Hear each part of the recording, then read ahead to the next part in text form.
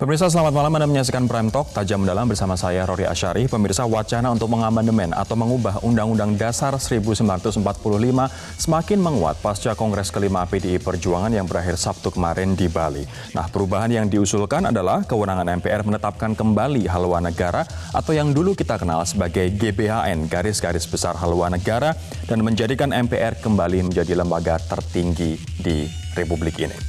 Nah, kekhawatiran pun muncul dari sejumlah pihak apakah menghidupkan GBHN murni adalah untuk menjaga arah haluan negara jangka panjang ataukah ini merupakan strategi untuk menyetir dan juga membelenggu presiden melalui MPR. Ini adalah kekhawatiran banyak pihak begitu. Nah, dalam kongres yang ditutup Sabtu lalu, PDIP mengeluarkan sejumlah sikap politik. Ada salah satu poin yakni poin ke-7 dari sikap politik ini yang berbunyi, demi menjamin kesinambungan pembangunan nasional perlu dilakukan amandemen terbatas UUD NRI 1945 untuk menetapkan kembali MPR sebagai lembaga tertinggi negara dengan kewenangan menetapkan garis-garis besar haluan negara sebagai pedoman penyelenggara pemerintahan. Nah, menghidupkan kembali GBHN dan menjadikan MPR sebagai lembaga tertinggi negara memunculkan kekhawatiran bahwa kita akan kembali ke zaman Orde Baru yang lalu di mana presiden merupakan mandataris MPR. Nah, bisa jadi ini akan meluas pada wacana bahwa presiden yang akan dipilih oleh MPR bukan dipilih oleh Anda, rakyat Indonesia, dengan prinsip one man, one vote. Nah, bila privilege satu orang, satu suara atau one man, one vote ini dicabut, rakyat juga tidak punya kuasa untuk memilih presidennya secara langsung. Nah, sejauh ini bagaimana sikap fraksi-fraksi di DPR atas wacana untuk menghidupkan kembali GBHN dan juga mengamandemen Undang-Undang Dasar 1945? Kita bisa lihat beberapa sikap mereka di layar kaca Anda.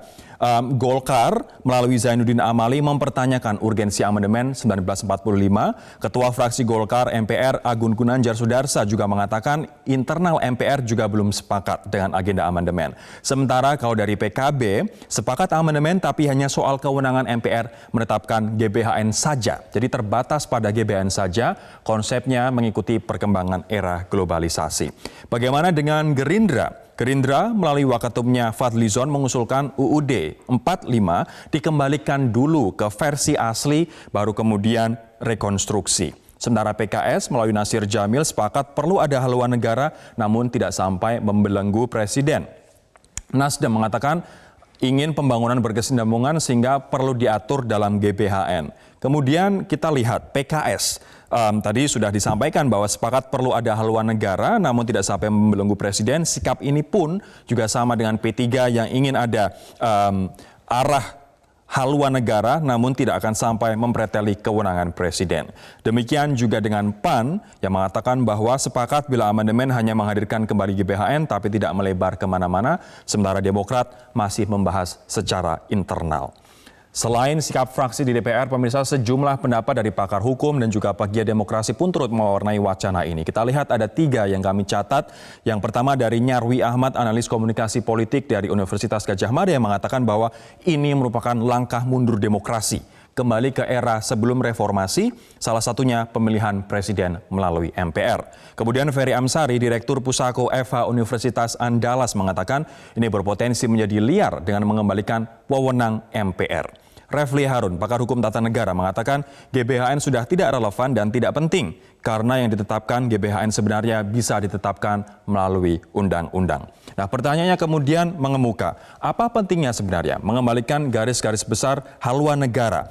Akankah upaya ini kemudian pemirsa melebar sehingga menjadikan presiden berada di bawah MPR dan akankah presiden dipilih oleh MPR bukan dipilih oleh Anda sebagai rakyat Indonesia dengan prinsip one man, one vote? Kita akan hadirkan sejumlah narasumber untuk membahas terkait dengan polemik ini. Di studio sendiri ada Bivitri Susanti, pakar hukum tata negara. Mbak Bivitri, selamat malam, apa kabar? Ada juga Mas Hasto Kristianto, Sekjen PDI Perjuangan. Mas Hasto, selamat malam. Kami juga akan menyapa ada Pak Mahfud MD, mantan Ketua Mahkamah Konstitusi yang bergabung bersama kami dari kediaman di Yogyakarta. Pak Mahfud, selamat malam. Assalamualaikum. Baik, kami masih menunggu Pak Mahfud untuk bergabung bersama kami. Ada juga Mas Nyarwi Ahmad, analis komunikasi politik dari UGM Yogyakarta. Mas Nyarwi, selamat malam. Kami juga masih menunggu Mas Nyarwi untuk bergabung bersama kami. Ada dua narasumber dari Yogyakarta malam hari ini. Namun saya akan ke Mas Hasto terlebih dahulu. Mas Hasto, mungkin bisa dijelaskan kenapa GBHN perlu kembali dihidupkan, Mas? Ini saya luruskan dulu dari berbagai tanggapan tadi. Sebenarnya amandemen terbatas. Amandemen terbatas itu artinya hanya berkaitan dengan GBHN. Dengan demikian prosesnya harus melalui dialog, melalui lobby di antara para pimpinan partai politik dan juga tentu saja dengan presiden. Nah, dalam perspektif itu kami melihat kita adalah negara kepulauan terbesar. Negara yang oleh Bapak Presiden Jokowi telah menetapkan posisi politik kita sebagai poros maritim dunia. Baik. Dari Sabang sampai Merauke begitu besar. Mas Hasto, kalau kita lihat dalam perspektif yang kecil terlebih dahulu. Nampaknya ada gangguan sedikit di audio Anda. Saya nanti akan kembali ke Mas Hasto. Namun saya akan ke Mbak Bivitri terlebih dahulu sambil kita membenahi audio dari Mas Hasto. Mbak, ini tadi Mas Hasto sudah mengatakan, mungkin pemirsa belum bisa mendengar secara jelas karena gangguan teknis, tapi Mas Hasto mengatakan bahwa ini amandemen terbatas, sehingga fokus ke GBHN. Apakah perlu sebenarnya GBHN dihidupkan kembali menurut Anda? Kalau saya dalam posisi sebenarnya tidak perlu, ya, karena tidak kompatibel dengan sistem presidensil yang kita buat sejak amandemen 99 2002. Kita sudah membuat sistem presidensil yang harapannya justru ke depannya lebih efektif, begitu. Nah, sebenarnya kita harus ingat bahwa GBHN itu adalah model pemberian mandat dari MPR kepada presiden karena presiden dulu dipilih oleh MPR. Sehingga GBHN ya mau nggak mau adalah amanat dari MPR. Sehingga ketika presiden sudah tidak lagi dipilih oleh MPR, sebenarnya GBHN irrelevan, tidak relevan lagi. Kita kembali ke Mas Hasto. Tadi Anda mengatakan bahwa ini merupakan amandemen terbatas, artinya hanya amandemen yang fokus pada GBHN, Mas. Tidak akan melebar kemana-mana. Betul, dan itu harus melalui sebuah kesepakatan. MPR periode saat ini pun sudah melalui sebuah kajian ya. Mereka telah melakukan reformulasi sistem perencanaan pembangunan nasional dengan model GBHN sebagai haluan pembangunan negara. Dengan sebuah kesadaran bahwa justru pada saat amandemen terakhir ketika presiden dipilih secara langsung oleh rakyat, kemudian langsung disimplifikasikan, seolah-olah visi misi presiden sudah dianggap cukup di dalam memberikan sebuah haluan bagi pemerintah negara. Padahal visi misi presiden itu sifatnya adalah eksekutif sentris. Sementara kita ada lembaga tinggi negara yang seharusnya juga terikat oleh haluan negara yang ditetapkan oleh Majelis Permusyawaratan Rakyat tersebut. Tadi Mbak Bivitri mengatakan bahwa GBHN tidak relevan karena GBHN dulu adalah mandat amanat dari MPR yang ketika itu presiden bertanggung jawab dan berada di bawah MPR. Kalau sekarang kan sudah beda. Presiden memang tetap dipilih secara langsung oleh rakyat. Justru dengan dipilih secara langsung oleh rakyat ini presiden punya legitimasi terkait dengan masa jabatan selama 5 tahun atau fixed term. Ini yang menjadi esensi pokok dari presiden dipilih langsung oleh rakyat. Tetapi terkait dengan GBHN, haluan negara yang mengikat seluruh lembaga tinggi negara, kita bisa bayangkan dari pengalaman PD Perjuangan bersama dengan partai lain. Kepala-kepala daerah yang sudah menjabat 2 periode. Ini contoh yang simpel. Bu Risma misalnya di Surabaya. Dia membuat sebuah kebijakan tentang tata ruang. Kemudian tidak adanya haluan yang bersifat integratif. Bagaimana peran dari Surabaya dalam kaitan dengan Indonesia Timur misalnya seperti itu. Tiba-tiba ada yang merubah di dalam periode kepemimpinan yang baru menggantikan Bu Risma. Demikian pula di Banyuwangi. Kita sudah mendesain Banyuwangi sebagai terintegrasi dengan kebijakan yang ada di Bali karena seluruh kepala daerah PD Perjuangan berasal dari Bali. Jadi PD Perjuangan sebelum mengusulkan gagasan ini, kami telah menerapkan terlebih dahulu kerjasama antar kepala daerah di mana kami merancang haluan pembangunan di Bali yang kemudian dijalankan oleh para kepala daerah PD Perjuangan. Hasilnya ternyata bagus, apalagi ini untuk sebuah kepentingan nasional dari negara kita yang begitu besar, negara kepulauan dari Sabang sampai Merauke yang begitu besar. Diperlukan sebuah haluan yang sifatnya direction dari negara yang ditetapkan oleh MPR. Baik, saya akan ke Pak Mahfud sekarang yang bergabung dari Yogyakarta. Pak Mahfud, setujukah tadi apa yang disampaikan oleh Mas Hasto dan terkait dengan penghidupan kembali GBHN? Perlukah kita punya GBHN saat ini? Begini, itu soal kesepakatan aja. Jadi tidak ada larangan sebenarnya kalau di dalam konstitusi itu. Misalnya kalau membuat GBHN, lalu presidennya harus dipilih MPR, itu tidak harus juga. Itu kan tergantung kesepakatannya juga. Oleh sebab itu terserah politiknya nanti. Karena konstitusi itu kan produk kesepakatan politik saja sebenarnya. Nah, saya hanya akan bicara bahwa saya ikuti proses ini sudah lama. Betul tadi Mas Hasto menyampaikan itu bahwa MPR periode ini dengan seluruh parpol itu sudah pernah bertemu, saya juga hadir pada saat itu mereka semua bersepakat bahwa harus diadakan perubahan Undang-Undang Dasar terbatas khusus 2 hal pada waktu itu. Pertama, membuat GBHN, agar MPR yang membuat GBHN itu, di mana Presiden harus mengikuti itu, bukan hanya Presiden, Pemda dan juga lembaga-lembaga negara. Itu kesepakatan waktu itu. Dari Golkar yang tadi saya lihat di VP-nya menyatakan tidak perlu apa. Pada waktu itu Ramli Kamarudzaman yang datang, dia sangat mendukung pada waktu itu. Semua partai datang pada waktu itu. Bahkan dari Badan Pengkajian juga datang, nah Fuad Bawazir pada waktu setuju gitu. Jadi itu soal kesepakatan saja. Lalu yang kedua pada waktu itu akan meningkatkan fungsi MPR menjadi lembaga tertinggi lagi. Nah, soal baik dan tidak baiknya, tidak ada undang-undang dasar itu baik, tidak ada undang-undang dasar itu buruk. Undang-undang dasar itu kesepakatan saja. Oleh sebab itu setiap undang-undang dasar diperbaiki selalu aja ada yang ingin memperbaiki lagi sejak dulu. Nah, tinggal bagaimana kesepakatan kita sekarang ini agar kalau memang mau ada amandemen itu kesepakatannya memang terbatas pada 2 hal. Karena sudah banyak muncul ide-ide lain kalau sekalian diperbaiki, ya perbaiki semua sekalian. Misalnya tadi Fadlizon, lalu di DPD pada waktu itu punya suara di luar forum yang di MPR kami ketemu itu sekalian DPD gitu. Ya silakan. Prof. Mahfud, apakah ada kekhawatiran di pihak Anda apabila nanti MPR kembali menjadi lembaga tertinggi, kemudian nanti ini akan menjadi bola liar sehingga Presiden kembali menjadi mandataris MPR dan bahkan sistem pemilihan Presiden akan dipilih oleh MPR, alih-alih dipilih oleh rakyat, Pak Mahfud?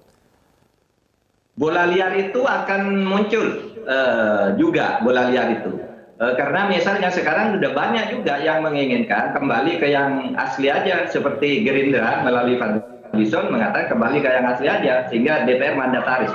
Oleh sebab itu agar bola liar itu bisa diantisipasi, kesepakatan sebelum sidang-sidang resmi MPR itu supaya dilakukan oleh partai politik, pimpinan pemerintahan, LSM, kemudian perguruan tinggi supaya bicara. Kita membatasi diri kalau memang perlu batasannya terbatas pada 2 itu gitu. Karena sudah banyak yang berpikir ya sudahlah sekarang serahkan ke MPR, lalu Presiden bertanggung jawab kepada MPR, Presiden dipilih oleh MPR.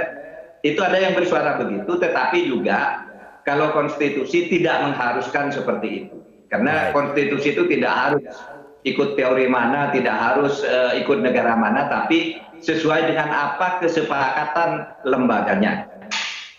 Dan itu pembicaraan ini sudah melalui lintas sektor, dan saya dengar terakhir Mas Rory, bahkan panitianya sudah dibentuk di MPR, diketuai Pak Ahmad Basarah. Kira-kira sudah setahun lalu untuk perubahan terbatas itu. Ini ada yang menarik dari ngomong-ngomong soal Pak Basarah, Pak Mahfud dan juga teman-teman. Mas Basarah mengatakan kalau kemudian nanti calon-calon ketua MPR yang sudah menyatakan kesediaannya tidak setuju, ya berarti tidak sesuai dengan agenda PDIP, maka dengan sangat terpaksa PDIP bisa saja mengusulkan kadernya sebagai calon ketua MPR. Ini kayaknya kok PDIP maksa banget, Mas. Kayaknya PDIP maksa banget. Tapi kita harus jeda terlebih dahulu, Mas Hasto, mohon maaf. Kita harus jeda terlebih dahulu, kami akan segera kembali sesaat lagi.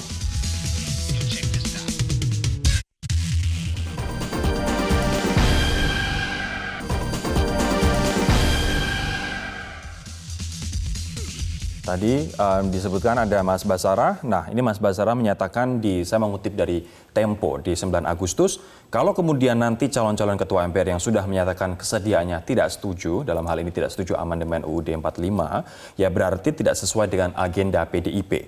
Maka dengan sangat terpaksa PDIP bisa saja mengusulkan kadernya sebagai calon ketua MPR. Sehingga kemudian muncul pertanyaan Mas Hasto, kok PDIP seolah-olah ngebet banget nih, memaksakan banget untuk merevisi Undang-Undang Dasar 1945. Apa agenda dibaliknya, Mas? Itu murni adalah tanggung jawab PDI Perjuangan terhadap masa depan bangsa dan negara. Kita sudah membahas cukup lama melalui berbagai dialog, bahkan juga kesepakatan, sehingga di MPR pun sudah dibentuk lembaga kajian, bahkan panitia ad hoc dalam rangka amandemen terbatas juga sudah dibentuk. Nah, kami hanya mengharapkan agar apa yang sudah menjadi kesepakatan ini betul-betul dapat diimplementasikan. Isinya apa aja sih? Amandemen terbatas. Amandemen terbatas itu jangan kemudian diperlebar, presiden akan dipilih kembali oleh MPR. Amandemen terbatas ini hanya merubah dari pasal 3 tentang kewenangan MPR, yaitu mengubah undang-undang dasar dan di dalam menetapkan garis besar haluan negara. Mengapa? Karena kita perlu sense of direction. Kita perlu perencanaan 25 tahun ke depan, 50 tahun ke depan, bahkan 100 tahun ke depan. Tergantung kesepakatan. Kesepakatan siapa?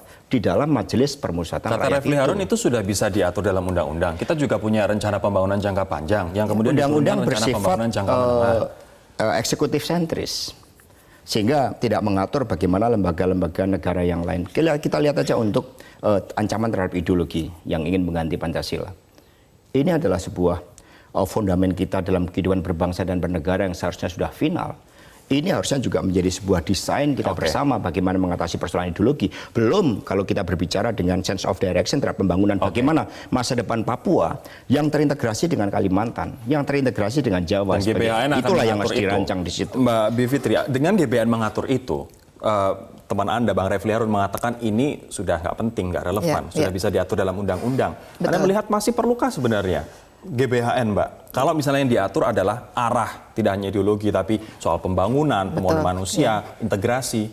Jadi memang ini juga informasi untuk pemirsa ya, bahwa sebenarnya kita sudah punya Undang-Undang Sistem Perencanaan Pembangunan Nasional tahun 2004. Ya. Dan kemudian kita juga sudah punya rencana pembangunan jangka panjang yang sangat panjang sebenarnya. Jadi pertanyaannya adalah kalau kita sudah punya itu semua, sebenarnya kan masalahnya tidak hanya terletak pada tidak adanya haluan negara seakan-akan. Karena kalau kita bicara haluan negara ada. Nah, tapi kemudian saya juga ingin masuk kepada soal yang disampaikan oleh Prof. Mahfud tadi, memang tidak harus kemudian dirombak semuanya dan kemudian betul tergantung kesepakatan. Tapi kan pertanyaan kritisnya adalah apakah dengan demikian kita betul-betul perlu GBHN? Karena begini, dalam konsep hukum tata negara kan sebenarnya apapun dokumennya, kita mau beri nama haluan negara kah, kita mau beri nama RPJP kah, dan lain sebagainya. Yang terpenting adalah apakah ada implikasinya. Pertama, implikasi praktis atau politik begitu ya. Apakah dijalankan, apakah benar-benar ada yang pembangunan yang terintegrasi dan lain sebagainya. Dan kedua, apakah ada implikasi hukum tata negaranya? Misalnya katakanlah tadi dengan konstruksi yang sekarang Presiden dipilih langsung oleh rakyat, tidak bertanggung jawab kepada MPR, tapi ada GBHN. Jadi fungsi GBHN apa? Gitu. Padahal untuk amandemen ini kos politiknya juga besar. Pertama, tawar-menawar soal ketua MPR tadi misalnya ya. Kemudian kos dalam arti biaya realnya. Dan kemudian banyak hal lainnya yang mungkin bisa kotak Pandoranya dibuka, kemudian masuklah berbagai isu. Ini menurut saya sedikit paradoks ya. Di satu sisi amandemen terbatas, presiden tetap akan dipilih oleh masyarakat, tapi dengan adanya GBHN dan presiden harus mematuhi GBHN, seolah-olah presiden bertanggung jawab melapor kepada MPR. Artinya MPR bisa membelenggu presiden dong, Mas. Sekarang pun sudah ada. Kan ada semacam progress report yang disampaikan ke Majelis Permusyawaratan Rakyat. Hanya adalah terkait sekali lagi sense of direction. Tapi enforcementnya tentu saja tidak sejauh apabila dengan MPR presiden dipilih secara langsung oleh rakyat, presiden punya jaminan terhadap sistem. Ini presiden kan kadernya PD Perjuangan. Masuk kami akan membelenggu kader kami sendiri. Kami hanya berbicara dalam skop yang karena kecil. Selama ini mungkin nggak bisa dikontrol. Dalam skop yang kecil di Bantul. Ketika dipimpin, kami punya saat itu Dasar Prasetya Partai yang membumikan seluruh kebijakan-kebijakan di Bantul. Ini baru satu kabupaten yang melarang adanya pasar-pasar modern karena kita ingin mengintegrasikan. Kepala daerah berubah kebijakan, berubah seluruh kebijakan terkait dengan politik pangan, politik untuk sumber daya air dan sebagainya. Nah, setelah mengalami perubahan itu, maka dalam skop yang kecil saja menimbulkan sebuah persoalan. Apalagi ini skop negara yang sebesar Indonesia, di mana kita harus punya sebuah haluan terhadap apa? Politik ekonominya, politik energinya, politik pangannya, politik pertahanan, politik hukum yang melibatkan elemen lembaga tinggi negara seperti Mahkamah Agung, Mahkamah Konstitusi. Ini semua harus diatur di dalam haluan negara tersebut. Abdul Qadir Kading sudah bergabung bersama kami melalui sambungan telepon, politisi dari PKB. Pak Abdul, selamat malam. Malam, Assalamualaikum. Waalaikumsalam, Bang Abdul. Setuju tidak PKB dengan rencana amandemen Undang-Undang Dasar 1945 walaupun terbatas pada GBHN dengan segala konsekuensinya nanti? Jadi saya ini ketua MPR, fraksi MPR dari FKB. beberapa waktu yang lalu. Jadi saya mengikuti badan kajian yang ada di MPR tentang upaya-upaya atau rencana-rencana atau wacana atau diskusi soal keinginan kembali memiliki garis-garis besar haluan negara. Saya kira apa yang disampaikan oleh Mas Hasto itu betul. Itu yang menjadi kegelisahan selama ini, bahwa tidak ada direction yang memiliki kekuatan politik yang kuat. Ini dulu prinsipnya. Teknisnya nanti kita bicara. Jadi tidak ada kekuatan direksi yang kuat yang punya makna politik, sehingga ada jaminan bahwa pembangunan kita ke depan sesuai dengan patok yang sudah kita buat atau kita sepakati bersama lewat GBHN itu. Artinya PKB setuju saja dengan amandemen terbatas ini. Yang kedua, pengalaman kita setelah melewati reformasi ini, ganti pemimpin, ganti kebijakan yang begitu diametral kadang-kadang. Dan ini menurut teman-teman waktu itu, hampir seluruh fraksi melihat bahwa ini akan riskan dalam jangka panjang ke depan. Oleh karena itu, waktu itu kita semua secara prinsip itu mendorong agar terjadi wacana tentang kemunculan GBHN itu diadakan. Nah, memang kemudian pertanyaan Ibu Mbak Fitri betul, bagaimana nanti dari sisi tata negara, bagaimana nanti bagaimana posisi RPJMN dan lain sebagainya. Saya kira itu bisa kita diskusikan dan semua punya perspektif dan alasan masing-masing. Termasuk juga yang harus diantisipasi di era global ini, perubahan kan begitu cepat ya. Begitu cepat, oleh karena itu juga itu harus diantisipasi. Tetapi amandemen pun juga harus dijaga betul-betul ada kesepakatan terbatas. Karena kalau tidak bisa kemana-mana, repot itu. Betul. Baik, saya akan ke Prof. Mahfud kembali. Prof. Mahfud, bagaimana sebenarnya menjamin agar dengan dihidupkannya kembali GBHN dan nanti Presiden wajib kemudian menjalankan GBHN yang merupakan produk yang dikeluarkan oleh MPR begitu, ini sehingga Presiden tidak terbelenggu atau Presiden tidak disetir atau wewenangnya tidak dipreteli dengan adanya GBHN ini, Prof?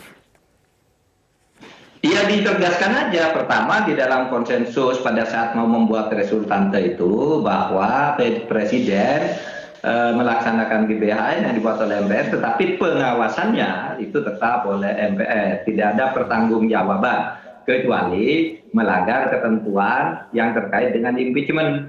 Pelanggaran ketentuan tertentu kan memang MPR bisa memberhentikan Presiden ya. Kalau melakukan 5 hal yang dilarang oleh Undang-Undang Dasar itu tetap gitu ya.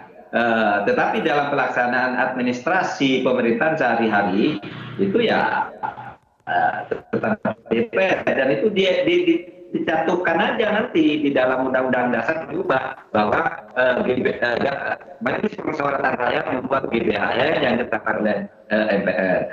Pengawasan pelaksanaan GBHN dilakukan oleh DPR gitu. Saya ingin sampaikan begini, ada mengapa teman-teman itu ingin ada GBHN, karena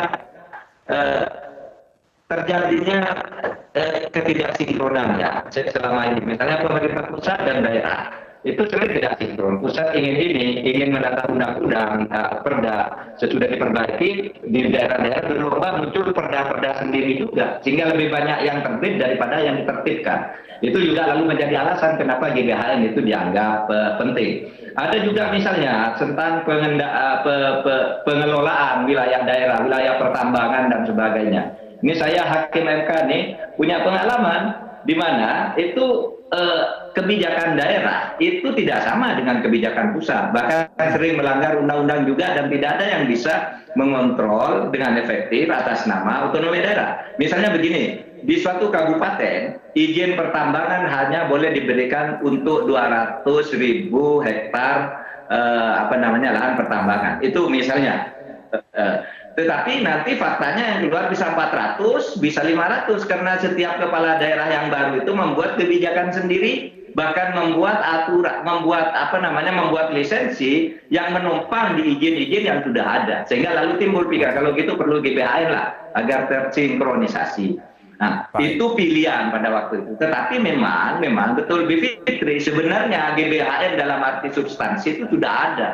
Sama persis dengan yang GBHN dulu, yang sekarang ini kita punya, yaitu Undang-Undang Sistem Pembangunan Nasional dan Undang-Undang Nomor 17 tahun 2006 soal pembangunan jangka panjang itu, jangka menengah itu di pasal 5 sudah disebutkan tuh di situ, agar tidak terjadi disconnect antara pemerintah sebelum dan sesudahnya. Di pasal 5 disebutkan untuk menjaga kesinambungan dan sinkronisasi pembangunan, maka presiden yang akan berakhir masa jabatannya harus membuatkan program yang mengikat untuk presiden berikutnya. Jadi sudah ada sebenarnya, cuma namanya bukan GBHN, namanya kalau misalnya sudah gitu ada, Prof, mohon maaf, kalau misalnya sudah ada di undang-undang dan ya harus diakui terjadi disfungsi di undang-undang tersebut, masa kemudian menghidupkan kembali GBHN ketika kita sudah punya dasarnya undang-undang, Prof? Mungkin ini bisa diberikan insight begitu kepada kami untuk bisa make sense terkait dengan hal ini.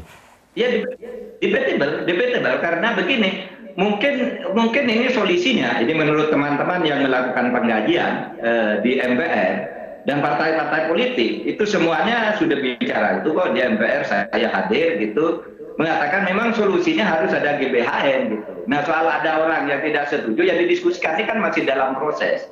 Solusinya harus GBHN dan MPR dinaikkan menjadi lembaga tertinggi. Itu kesepakatannya di dua itu saja. Bahkan sudah sampai pada semacam kesepakatan harus dua ini aja loh. Tidak boleh melebar ke soal-soal lain. Karena sudah ada juga pada waktu itu suara, kalau begitu kita tinjau lagi soal DPD, tinjau lagi agar DPD ditingkatkan, agar Mahkamah Konstitusi dianggap tidak perlu, KY dianggap tidak perlu, sudah muncul hal-hal kayak gitu. Lalu disepakati, kita dua saja gitu, yaitu MPR diberi kewenangan GBHN dan dijadikan lembaga tertinggi. Nah itu soal politik, soal kesepakatan saja. Soal kebenarannya itu nanti kan mana yang akan disepakati, itulah yang akan mengikat nanti. Baik, artinya dibatasi saja bahwa MPR bisa kemudian menghidupkan atau mengeluarkan GBHN dan MPR sebagai lembaga tertinggi negara. Itu saja, tidak boleh melebar kemana-mana. Prof. Mahfud, terima kasih atas waktu dan juga insight yang diberikan malam hari ini di Prime Talk. Kita nanti akan bergabung kembali dengan salah satu pengamat komunikasi politik dari UGM. Pemirsa, ada Bang Nyarwi Ahmad. Sesaat lagi tetaplah bersama kami.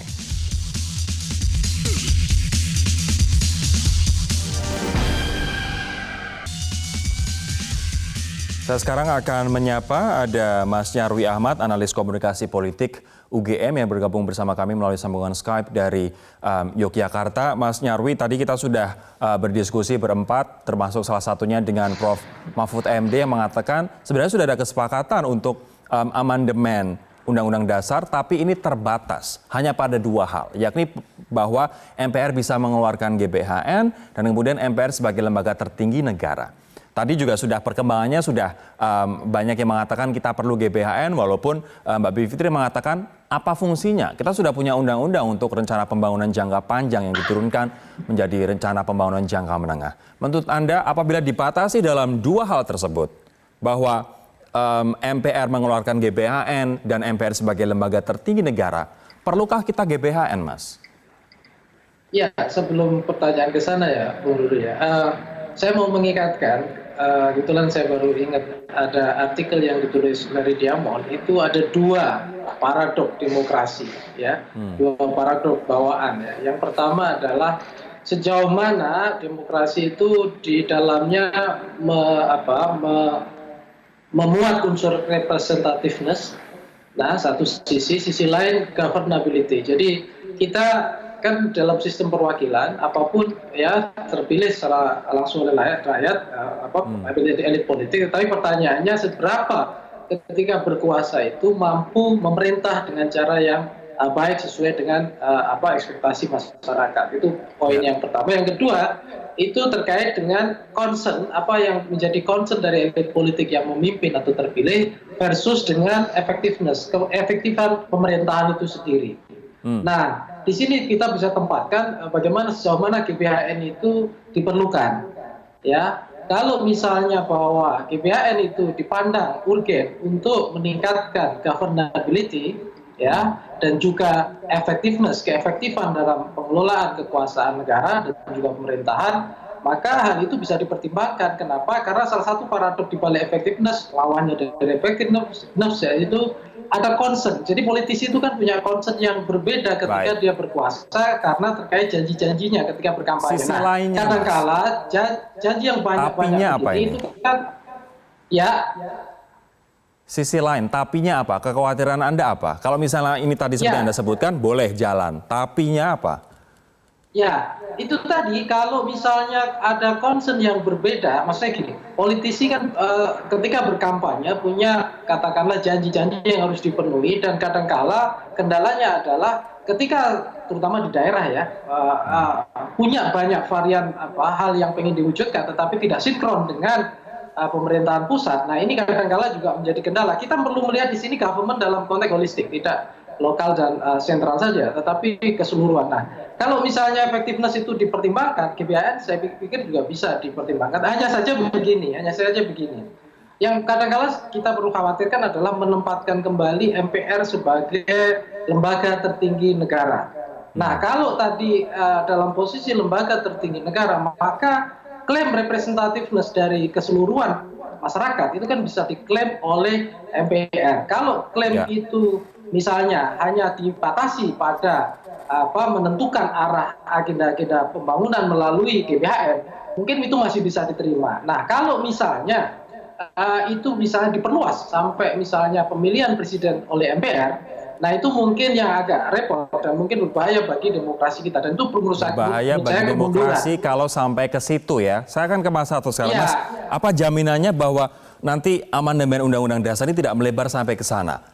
Bahwa pemilihan presiden oleh MPR dan bahkan nanti presiden dikontrol. Jadi alatnya, bonekanya MPR nih. Seperti Prof. Mahfud tadi bilang, semuanya kan dari kesepakatan. Maka ada sebuah agenda politik strategis.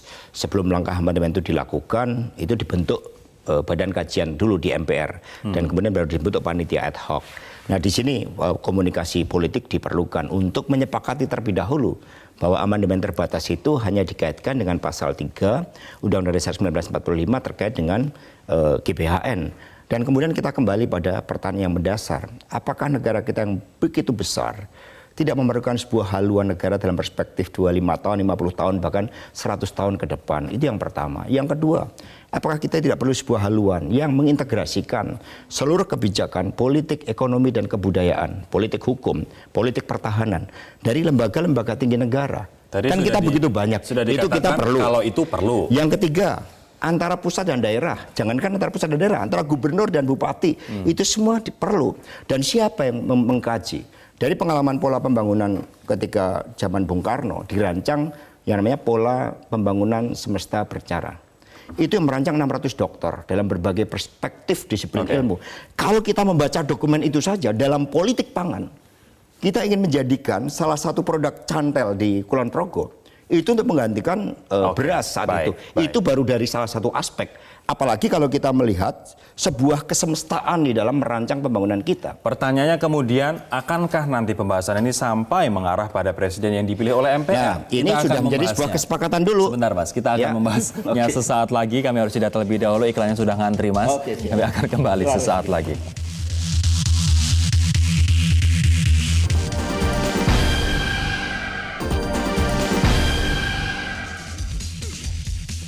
Saya akan ke Bang Abdul Qadir Karding sekarang. Bang Abdul, terakhir untuk Anda, apa jaminannya nanti fraksi-fraksi di MPR, baik itu artinya DPR, kemudian DPD, tidak akan mengganti sistem pemilihan presiden? Artinya presiden tetap akan dipilih oleh rakyat, satu orang, satu suara.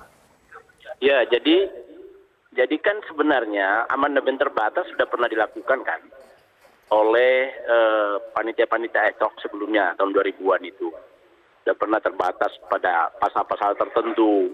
Nah, sebenarnya kuncinya adalah nanti akan dibangun kesepakatan. Kesepakatan dulu antar fraksi, dalam hal ini partai-partai. Lalu partai-partai ini nanti sepakat. Lalu kita bentuk panitia ad hoc. Jadi mainnya di situ. Jadi kita nggak akan keluar dari situ. Dan kita harus sepakati bahwa tidak boleh lari dari sini, tidak boleh keluar ke sini misalnya. Kita hanya pasal ini saja. Baik, oke. Bang Abdul, jadi itu tergantung dari partai-partai. Tergantung dari partai-partai. Nanti tergantung juga pada lobby-lobby politik dan juga kepentingan masing-masing partai dong. Artinya gini, artinya kita tidak boleh membuka ruang terlalu besar soal ini. Makanya sebelum pasal ini dibahas oleh panitia ad hoc, kita partai-partai kumpul dulu. Ini sikap politiknya bagaimana? Kita hanya terbatas ini, lebih dari ini tidak boleh, kan sudah. Oke. Jadi sudah dipagerin begitu. Bang Abdul, terima kasih atas, kan? Makasih. Atas waktunya di Prime Talk malam hari ini. Saya sekarang ke Mas Hasto. Mas Hasto, artinya jaminannya agar nanti tidak melebar kemana-mana bahwa Presiden akan dipilih oleh MPR. Apa jaminannya, Mas? Ya, kesepakatan. Maka PDIP seperti apa sikapnya coba? Sebelum langkah amandemen terbatas itu dilakukan, kan harus ada sebuah kesepakatan. Seperti yang sekarang pada tanggal 24 Juli 2018 telah dibentuk panitia ad hoc dari MPR yang tugasnya mempersiapkan keputusan MPR tentang tindak lanjut hasil kajian, sehingga segala sesuatu harus dipersiapkan. Dan kemudian bagi PD Perjuangan, kalau PD Perjuangan sikapnya Presiden dipilih oleh MPR atau tetap dipilih oleh rakyat? Presiden dipilih oleh rakyat, karena dengan itu memberikan sebuah jaminan terhadap masa jabatan 5 tahun bagi Presiden, dan itulah hak kedaulatan rakyat untuk menentukan pemimpinnya. Hanya perlu dilakukan sebuah koreksi juga terhadap tata pemerintahan negara kita, agar antar lembaga tinggi negara tersebut saling terintegrasi. Kita memiliki overall planning, kita juga memiliki suatu kebijakan yang tidak hanya eksekutif sentris, tetapi terintegrasi antara kebijakan politik hukum, politik ekonomi, kemudian politik kebudayaan, dan sebagainya. Artinya ini menjadi guidance bagi pemerintah pusat, daerah, dan juga ketiga lembaga. Maka kalau kita lihat dalam tata negara yang baik, itu ada landasan idealnya, yaitu Pancasila, landasan konstitusionalnya, landasan untuk kebijakannya apa. Disinilah GBHN. Kalau misalnya ini menjadi guidance, apa concern dan juga apa kekhawatiran dari dua pakar hukum? Satunya pakar hukum tata negara, yang satunya adalah komunikasi politik dari UGM. Kami akan kembali nanti dengan kesimpulan dari dua pakar ini sesaat lagi.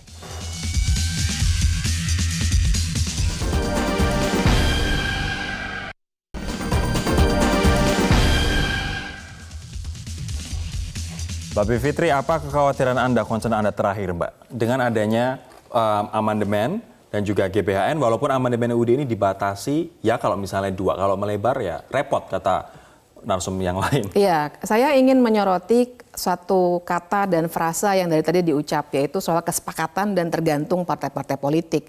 Karena menurut saya, kalau kita bicara hukum tata negara, ukurannya itu harus selalu manfaatnya untuk rakyat itu apa pada akhirnya. Nah, kan pertanyaan besarnya kemudian adalah, apakah GBHN akan menyelesaikan masalah pembangunan yang katanya tidak terintegrasi itu? Menurut saya tidak seperti itu, karena level pembangunan yang tidak terintegrasi ada di level teknokratik, yang artinya tergantung pada manajemen satu, dan kemudian kalau mau membuat kebijakan, kita sekarang ini trennya kan sudah evidence based policy making. Sementara GBHN seolah-olah ngawang-ngawang gitu menurut Anda? Betul. Nah, levelnya ada di yang teknokratik tersebut begitu. Nah, kalau kemudian kita bicara tadi, oh ternyata tidak sampai pada perubahan pemilihan presiden oleh MPR dan lain sebagainya. Kan kemudian kita jadi bertanya-tanya, dengan kos politik yang demikian besar, resiko yang juga menurut saya besar, untuk amandemen. Ya, untuk amandemen kan kos politik berapa? Kalau disebut besar saja tadi berapa? Ya, artinya kemudian sekarang ya, sudah ada data juga kan, menyebut kos politik besar nggak ada data juga. Jadi begini. Secara kualitatif, justru kita kemudian ingin memberikan kita bisa sebuah lihat direction. bagaimana sekarang pimpinan MPR juga dinegosiasikan berdasarkan amandemen. Bagi bangsa dan negara itu kos politik adalah salah satunya rakyat punya kepastian terhadap arah masa depannya. Sekarang misalnya Pak Jokowi membangun waduk di mana-mana, membuat ahli pertanian di mana-mana agar kita berdaulat di bidang pangan. Tiba-tiba presiden yang ke depan berbeda garis kebijakan politik pangannya, dia lebih suka impor. Ini GBHN memberikan direction terhadap berarti mau dikunci dari sekarang begitu ya? Memang dikunci karena kita berbicara 50 tahun Indonesia. Saya akan terakhir ke Mas Nyarwi Ahmad. Ini akan dikunci sampai 50 tahun ke depan, presiden tergantung kesepakatan ya. Tergantung kesepakatan, presiden mendatang artinya nggak bisa bergerak bebas karena kebijakannya arahnya sudah dikunci, Mas Nyarwi. Setuju tidak? Atau Anda khawatir malah? Begini, itu semuanya punya konsekuensi ya.